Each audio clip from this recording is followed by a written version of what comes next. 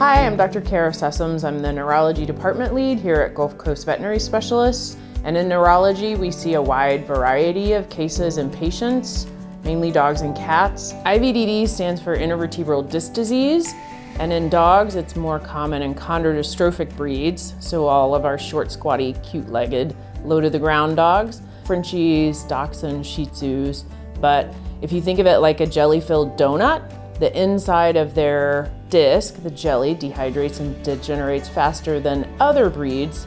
So the inside of that jelly herniates out through the outer cartilage layer and can compress nerve roots and spinal cord. Paraparesis, which is weakness, ataxia, which is wobbliness and incoordination, to complete paralysis. So the difference in our patients, whether or not we see them as a scheduled appointment versus on an emergency basis, really depends on their clinical status when they show up, how painful they are, and how progressive their clinical signs have been. If a dog has been down or has been a little weak in their back legs for a few days to a week and they're somewhat static, we can technically see that as a scheduled appointment and work up things from there.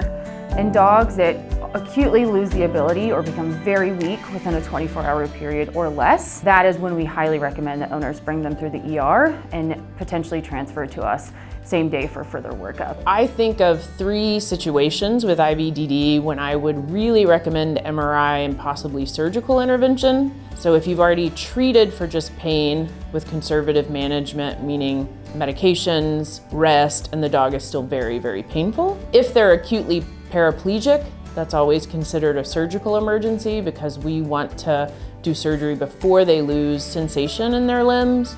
Or if they're declining and getting progressively weaker, like one day they're walking and then they're falling and dragging a leg. So pain, non-responsive to meds, complete paralysis, or just progressive weakening of the patient. To prepare for your appointment at Gulf Coast Veterinary Specialists, if your dog is suspected to have IVDD, or cat even, the neurologist will examine your pet and talk to you about their findings. We'll review all your regular vet's records and any previous diagnostics. Typically, we recommend an MRI, sometimes a CT, depending on the case. But both of those advanced imaging modalities would have to be done under general anesthesia.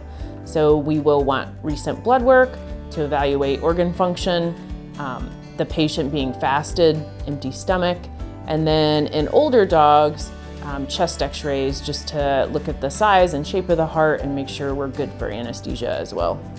As a doctor, I would always recommend pet owners try to have pet insurance just to be proactive in their own animals' healthcare and for those unexpected medical issues that might come up over life.